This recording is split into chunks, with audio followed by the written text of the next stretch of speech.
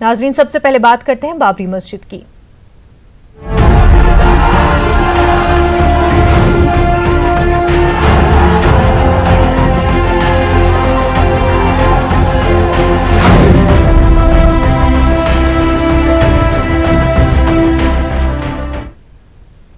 गाजियाबाद में आज बाबरी मस्जिद शहादत की बरसी के मद्देनजर पुलिस इंतजामिया काफी चौकस नजर आया। लोगों के बीच सिक्योरिटी को लेकर एतमाद बहाल करने के लिए पुलिस के आला अफसरों ने पैदल मार्च किया।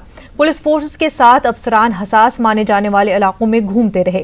गाजियाबाद के डीएम और एसएसपी ने बताया कि अमन अमान को हर हाल में यकीनी बनाने की कोशिश है और खास तौर पर सोशल मीडिया पर गहरी नजर रखी जा रही है। जो अराजक तत्व हैं उनको ये संदेश देना है कि उनके ऊपर पूरी तरह से नजर है और ताकि अमन चैन और शांति बनी रहे। 6 दिसंबर को हालांकि इस दिन को लेकर के किसी तरह का कोई निगेटिव इनपुट नहीं है, न कोई हर्ष का विषय है, न कोई विषाद का विषय है, लेकिन फिर भी हम लोगों ने प्रिकॉशनरी सेक्टर स्कीम लागू कर रखी है। पूरे जनपद को 10 सुपर जोन में, 18 जोन में और 56 सेक्टर्स में बांट करके हमने अधिकारियों की राउंड द क्लॉक ड्यूटी लगा रखी है। देखिए, यहाँ पर ही कोतवाली क्षेत्र में कैला भट्टा है, फिर हिंडन विहार है, उधर फारूक नगर है, लोनी का एरिया है, देहात क्षेत्र में डासना है, मसूरी है, मुरादनगर है, भोजपुर है। जो इस तरह के संवेदनशील कस्बे हैं जिन पर हमेशा सतर्कता बनी रहती है, उन पर आज विशेष सतर्कता रखी गई है। आज बाबरी मस्जिद की शहादत का दिन है। मस्जिद की शहादत के बाद से अब तक ये दिन या तो यौम सियाह और यौम गम के उन्वान से मनाया गया या फिर यौम शुजाअत के तौर पर, लेकिन सुप्रीम कोर्ट के फैसले के बाद ये पहला मौका था जब किसी तरह का कोई दिवस नहीं मनाया गया। हिंदुस्तान को मंदिर मस्जिद से ज्यादा अमन सुकून और तरक्की की जरूरत है। नई नस्ल इबादत गाहों से ज्यादा अमन और शांति की मुतलाशी है और अपने मुस्तकबिल और मुल्क के तहफ़्फ़ुज़ के लिए तरक्की के ख्वाब देख रही है। इन ख्यालात का इजहार आज लखनऊ में मुनक़्क़िद अमन कॉन्फ्रेंस में किया गया। कि हिंदुस्तान में जो एक माहौल है, इसमें कभी कभी ये लगता है कि बहुत ही ख़तरा पैदा हो रहा है और कुछ ऐसी बातें सियासी लोगों की तरफ से भी और आवाम में भी कभी कभी उठती हैं कि जिससे तकलीफ़ होती है। तो आज यही सब हम लोगों ने बात की कि यहाँ पे कुछ ऐसी बात हो कि यूनिटी रहे और आपसी भाईचारा जो कि हमारे मुल्क के ख़मीर में है वो कायम रहे और किसी तरह का ख़तरा यहाँ हिंदुस्तान में रहने वाला कोई भी बाशिंदा उसको महसूस ना करे और ये ना लगे कि किसी ख़तरे में हैं हम।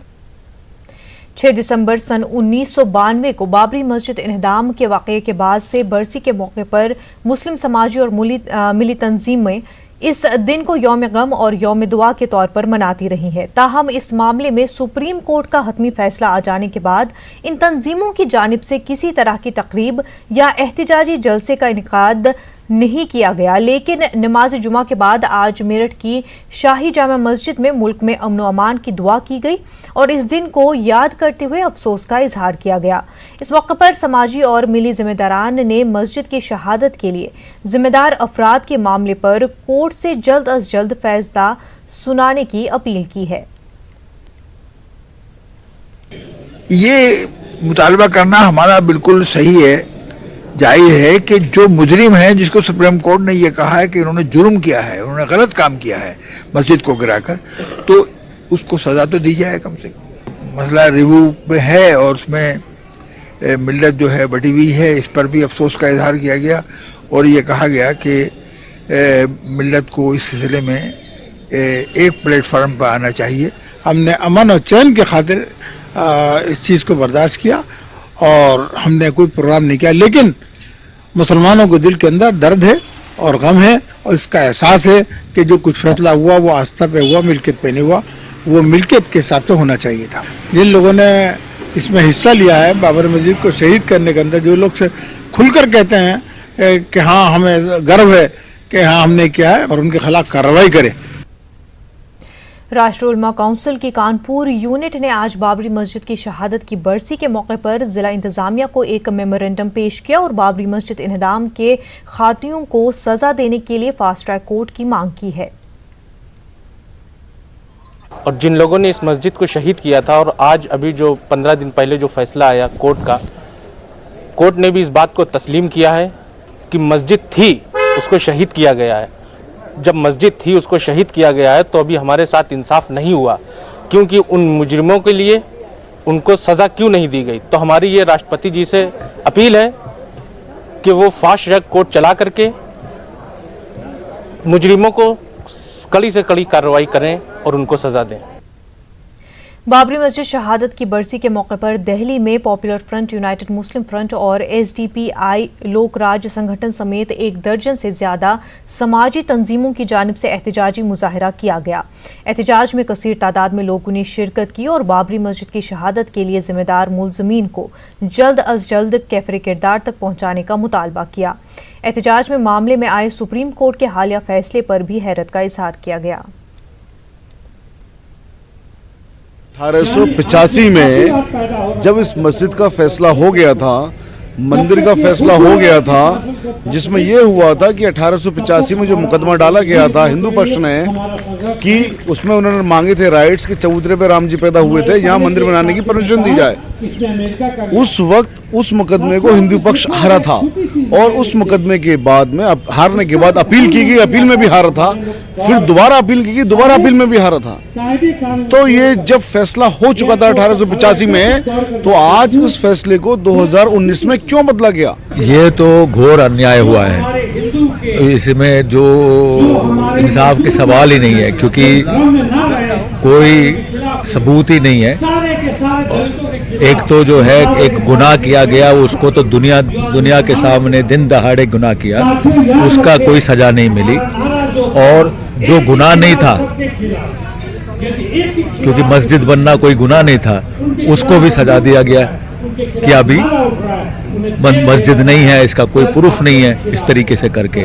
तो इसमें तो सबको मालूम है, जो भी बच्चा समझ सकता है कि ये नाइंसाफी हुई है। कि खुद सुप्रीम कोर्ट ये मान रही है कि वहाँ कोई मंदिर नहीं था, मंदिर नहीं तोड़ा, मस्जिद जो है वहाँ पर बगैर मंदिर तोड़े बनाई गई है, वहाँ पर जबरन जो है मूर्तियाँ रखी गई हैं, वहाँ पर जो है विध्वंस जो किया है उन विध्वंसकारियों को सज़ा मिलनी चाहिए, सुप्रीम कोर्ट मान रहा है। और उसके बाद जो फैसला आ जाता है अचानक कि वो समझाइश के लिए जो ये एक तरह से जो फांसीवाद जिस तरह से यहाँ पर फैल गया है और एक डर बना रहा है, तो हम लोग इसीलिए एहतजाज कर रहे हैं कि देश की जनता को इस फैसले के सामने आगे होकर खड़ा होना पड़ेगा, इन लोगों से लड़ना पड़ेगा। ये देश में लोकतंत्र चाहिए, तानाशाह या किसी एक शख्स की मनुवादी तंत्र यहाँ नहीं चल सकता। उसी के खिलाफ हम लोग ये एहतजाज करते हुए आए हैं, सालों से करते हुए आए हैं, और ये एहतजाज अब बढ़ा दिए हैं। आप देख रहे हैं आज हजारों की भीड़ आप सबके सामने है, और हम मुसलसल ये लड़ाई लड़ते रहेंगे जब तक कि इंसाफ नहीं मिल जाए। इस फैसले का जो ऑर्डर है, उस ऑर्डर में यही बात आई है कि वो मस्जिद को जो तोड़ी गई वो क्रिमिनल एक्ट है, उधर जो मूर्तियां रखे गए वो भी क्रिमिनल एक्ट है। क्या उस क्रिमिनल एक्ट को रिवार्ड करने का फैसला जो आया है वो कैसा सही हो सकता है? वो जो उसको रिवार्ड नहीं करना है, उल्टा उस जो क्रिमिनल एक्ट को पनिश करना है और मजलूम मुसलमानों के हक में उस मस्जिद की जगह देना है और उस जालिमों को सज़ा देना है। यही काम है न्यायपालिका का, यही काम है हिंदुस्तान का सुप्रीम कोर्ट का। हम लोगों को सुप्रीम कोर्ट ने फेल किया है कि हम लोगों का उम्मीद है कि जमहूरियत का ये जो सबसे बड़ा पिलर जो है इंसाफ को डिलीवर करे। वजारत बराए अक़लियत उमूर हुकूमत हिंद ने अलीगढ़ मुस्लिम यूनिवर्सिटी के मलप्पुरम और मुर्शिदाबाद सेंटरों की तरक्की के लिए 100 करोड़ 99 लाख रुपए की माली इमदाद की मंजूरी की है। ये रकम वजारत अक़लियत उमूर की खास स्कीम प्रधानमंत्री जन विकास कार्यक्रम के तहत मंजूर की गई है। वजारत ने इस रकम में से 3 करोड़ 29 लाख रुपए की पहली किस्त साल 2019-20 के लिए जारी कर दी है। Vice chancellor professor Tariq Mansoor ने मराकज़ पर अक़ामती सहूलियात की तंगी के पेश नज़र हॉस्टलों की तामीर के लिए वजारत अक़लियत उमूर को माली ताउन की तजवीज़ इरसाल की थी और उनकी मुसलसल पैरवी कर रहे थे। Vice chancellor professor Tariq Mansoor ने हुकूमत हिंद समेत वज़ीर बराए अक़लियत उमूर मुख्तार अब्बास नकवी और मुतल्लिका अफसरान का शुक्रिया अदा किया।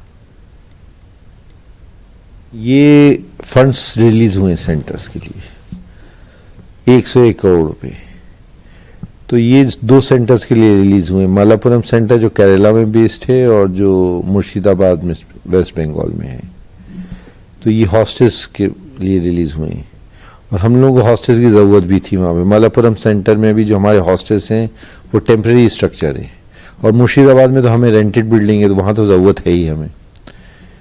तो इसके लिए जो है ये एक बड़ी चीज़ हुई है और इसके लिए मैं जो है प्राइम मिनिस्टर को और गवर्नमेंट ऑफ इंडिया को, मिनिस्टर ऑफ माइनॉरिटी अफेयर्स खासतौर से मिस्टर मुख्तार अब्बास नकवी को और बाकी जो ऑफिसर्स हैं मिनिस्ट्री के, उन सबको मैं उनका शुक्रिया अदा करता हूँ।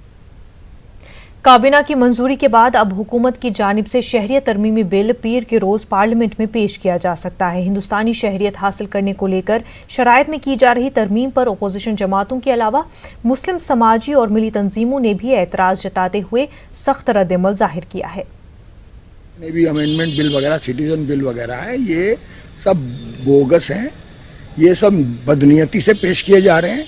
ठीक है, जो रियली इन्फिल्ट्रेटर है आप उसको निकालिए, घुसपैठिया जिसे आप कहते हैं ना हिंदी में, है ना, वो उनको आइडेंटिफाई किया तो है आपने, उसमें अधिकतर हिंदू निकल आए, फिर उनके लिए आप एक बिल ला रहे हैं। ये जो बिल है ये देखने से ही आम आदमी समझ जाएगा कि ये मुसलमान विरोधी है। हमारा संविधान या कॉन्स्टिट्यूशन जो है उसमें समानता का अधिकार है, उसकी नज़र में हर आदमी समान है। आर्टिकल जो हमारे कॉन्स्टिट्यूशन की आर्टिकल 14 है यानी 14 है, उसमें प्रत्येक नागरिक को समान रूप से देखा गया है और ये जो बिल ला रही है खुले तौर से उसका विरोध है। इसकी मजम्मत करते हैं, ये मुल्क के दस्तूर के खिलाफ है, मुल्क के कानून के खिलाफ है। लिहाजा कानून के खिलाफ होने की बुनियाद पर हम जितने मुसलमान हैं इस मुल्क के बसने वाले, हर एक इसकी मजम्मत करते हैं। जो दो कौमी नज़रिया जो पाकिस्तान ने पेश किया, अगर वही नज़रिया हम आज पेश करेंगे तो ये जो हम उस पाकिस्तान के उस नज़रिए की मुखालफत करते रहे हैं, वो मुखालफत हमारी जो है वो जाहिर है कि ज़ाय होकर जाएगी।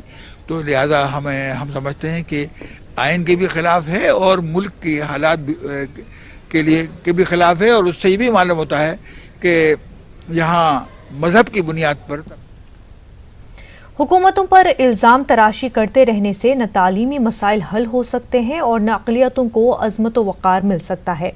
तालीमी मैदान में मुश्तरका कोशिशें ही कौम व मिल्लत की तामीर में अहम रोल अदा कर सकती हैं। ये एहसास किसी एक शख्स या तंजीम का नहीं बल्कि अक़लियत के उन दानिश्वरों का है जो मुसलमानों की तालीमी पसमानदगी दूर करने के लिए अमली कोशिशों में मसरूफ़ है। पेश लखनऊ से तारिक कमर की खास रिपोर्ट।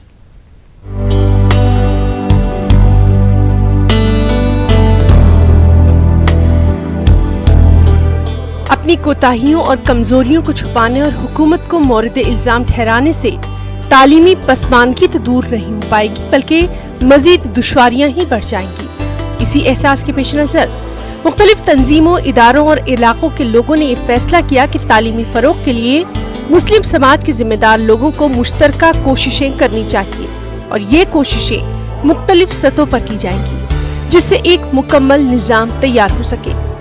तो हमने एक ऐसा ग्रुप बनाया है, हम लोगों ने मिलकर बनाया है। उसमें करीब सैकड़ों लोग हैं, टेक्नोक्रेट्स हैं, प्रोफेसर्स हैं, मेडिको डॉक्टर्स हैं। मतलब इसके 3 सेगमेंट्स हैं। एक तो है एजुकेशन, क्योंकि हमारा नज़दीक में शख्सियत का मिशन है, एजुकेशन का कोई अल्टरनेटिव नहीं, इग्नोरेंस सबसे बड़ी हमारी चीज़ है। Education and only education. उस सेक्टर में प्री प्राइमरी स्कूल हमने आइडेंटिफाई किए कि उनको फैसिलिटेट करना है। IIT ट्रेनिंग के लिए उसके लिए सुपर 30 टाइप का जो आनंद साहब ने फिल्म बनी उस पर बेस पे हमने बनाया है। उसमें बच्चों को पिकअप करते हैं और उनको ट्रेनिंग देंगे, उनको रखेंगे। इनफरादी तौर पर की जाने वाली कोशिशों की अहमियत से इनकार नहीं किया जा सकता, लेकिन मौजूदा हालात में इश्तराकी कोशिशों से ही मंजरनामा बेहतरी के लिए तब्दील किया जा सकता है। इसके लिए मुस्लिम समाज के कुछ लोग एक खुसूसी मुहिम के जरिए उन लोगों से राब्ता कर रहे हैं जो कि तालीमी मैदान में गैर मामूली कामयाबियां हासिल कर चुके हैं। साथ ही इन तजावीज़ पर भी अमली इक़दाम करने का मंसूबा है जो कि एक मुकम्मल तालीमी निज़ाम तैयार करने के लिए मावन हो सकती है। ये बड़े ख्वाब हैं, ताबीरें मुश्किल हैं, लेकिन हाँ, नामुमकिन हरगिज़ नहीं।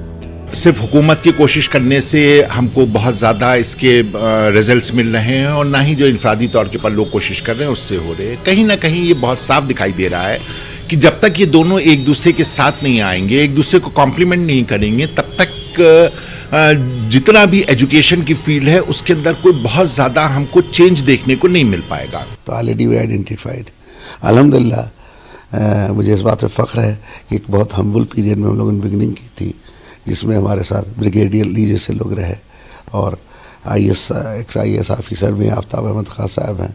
तो 90 लोगों का एक ग्रुप है, इसमें डिफरेंट 3 सेगमेंट्स हैं।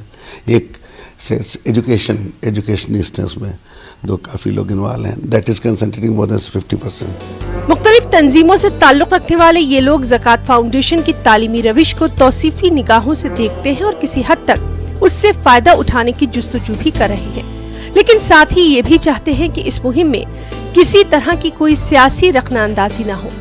लिहाजा सब कुछ आईन और दस्तूर के ज़ाब्तों के मुताबिक ही किया जा रहा है। न्यूज़ 18 उर्दू के लिए लखनऊ से तारक कमर की रिपोर्ट।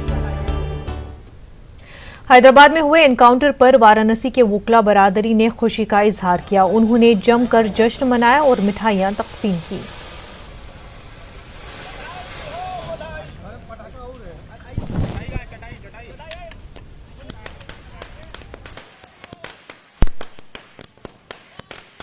बहुत खुशी की बात है कि रेपिस्टों को सजा मिली है और हर रेपिस्ट को ऐसा ही करना चाहिए, पर कितने लोग एनकाउंटर करेंगे। ये खुशी है इस बात की, लेकिन एक कानून उसके लिए और बनना चाहिए जो इनकी हिम्मत ना हो ऐसे करने की कोशिश। और इतना से ही लोग का दबने वाला नहीं है कुछ भी। ये लोग आए दिन रेप करते जा रहे। इस पे कोई हम कठोर कानून बनवाना चाह रहे हैं। जो भी अभी रेप कांड हुआ है उसमें जो आरोपी थे उन्हें सजा मिली है, वो मारे गए हैं, उसी का सेलिब्रेशन हो रहा है। क्या मानती हैं? ये बहुत अच्छा हुआ है और आगे भी ऐसा ही हर जगह होना चाहिए। मतलब बहुत अच्छी बात हुई है और आगे भी होती रहे ऐसी। खड़े सबके सामने, पब्लिक के सामने उन लोगों को फांसी देना चाहिए। ये बहुत ज़्यादा मतलब कि लड़कियों लोग के लिए सुरक्षा का जगह नहीं है। ये सब हो तो बहुत अच्छी बात है, आगे से भी ऐसा होना चाहिए। उसके लिए आज आप लोगों ने क्या? उसके लिए आज हम लोग पटाखे जलाए, मिठाइयाँ बांटी, खाए, बहुत मजा आया। ऐसा है कि आज भारत की बेटी को न्याय मिला है। 4 आरोपी जो थे जिन्होंने घृणित काम किया था, रेप करने के बाद जिंदा जला दिया गया था, आज पुलिस के असलाह लेकर भागने के आरोप में भाग रहे थे और उन चारों को मार गिराया गया। और ये पूरे देश में जश्न का माहौल है कि ऐसे आरोपी का मरना ही जरूरी था, क्योंकि यहाँ की न्यायपालिका का पर ये लोग फायदा उठा के 10-10 साल केस चलाते थे और 15 दिन के अंदर उनकी कहानी खत्म हो गई। आज हमारी बिटिया को इंसाफ मिला है, वो मुस्कुरा रही होगी स्वर्ग में बैठ के। और हम चाहते हैं जितने भी आरोपी इस टाइप के हैं उनको फौरन फांसी दे और सरकार ऐसा सख्त कानून ले।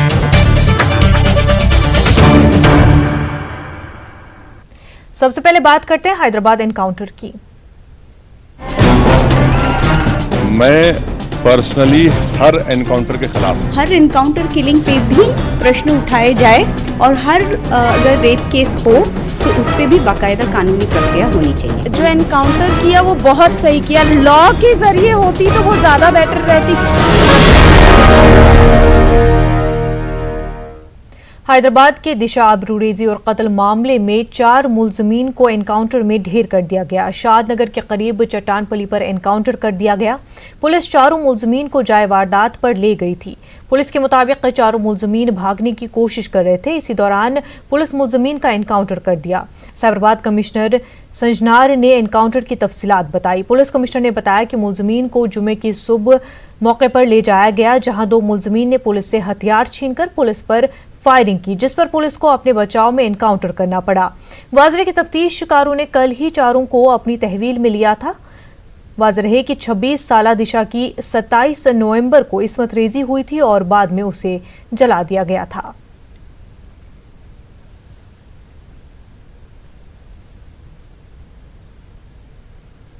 वहीं बिहार के साबिक वज़ीर आला राबड़ी देवी ने हैदराबाद एनकाउंटर को दुरुस्त करार दिया है। उन्होंने बक्सर और मुजफ्फरपुर की वारदात में सख्त कार्रवाई की मांग की है।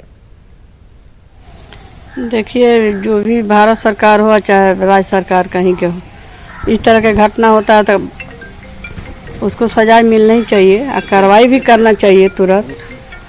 और जो हैदराबाद में हुआ है जो आप बता रहे हैं, तो उस पर तो जो भी प्रशासन है चाहे सरकार है जो काम किया, तो उसी तरह से सब पूरा देश भर में कार्रवाई करना चाहिए।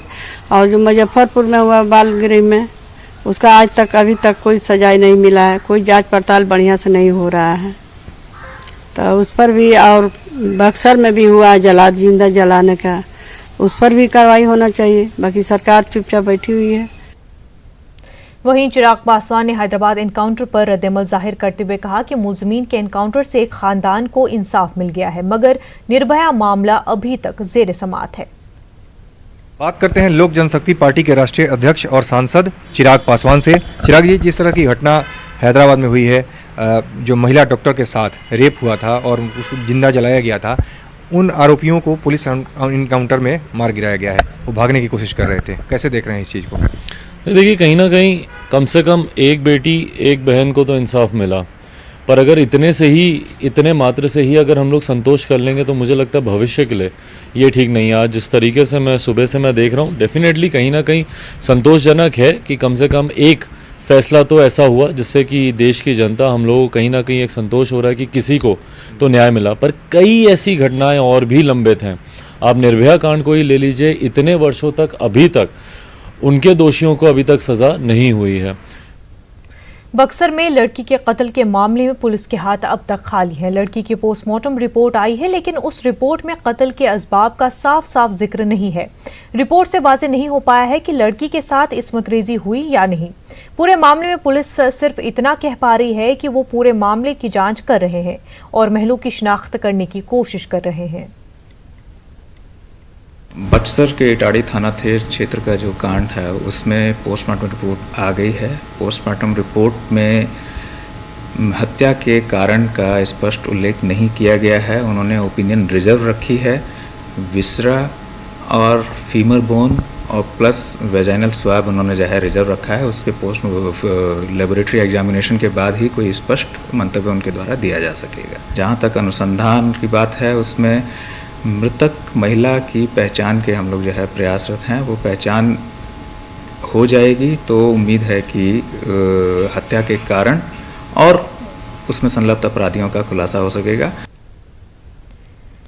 इज्तिमाई इस्मत रेजी और कत्ल पर मुल्क भर में उबाल के बीच वज़ीर-ए-आला नीतीश कुमार ने पॉर्न यानी फहश साइट्स पर पाबंदी लगाने की मांग की है।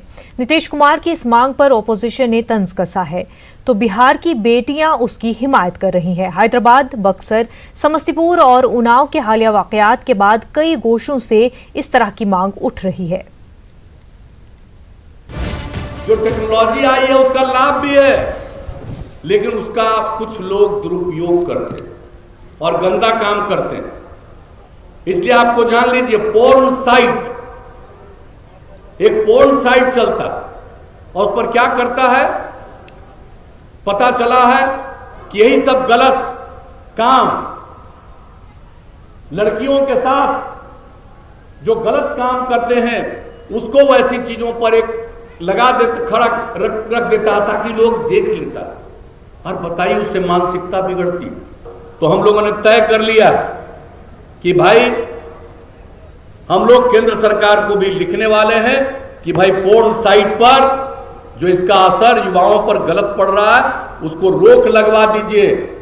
बिल्कुल पूरे देश में, हमारे बिहार में सब जगह रोक लगवा दीजिए ताकि वो गंदी चीज को नहीं देख पाए। तो मैं समझता हूं कि कहने का तात्पर्य है कि सबसे ज्यादा पोर्नोग्राफी जो है गांव के लोग देखते हैं।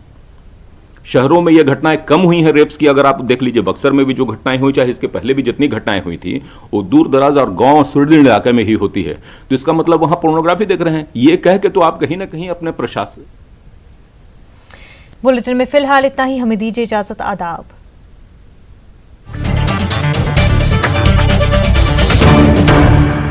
इस न्यूज हेडलाइंस के प्रायोजक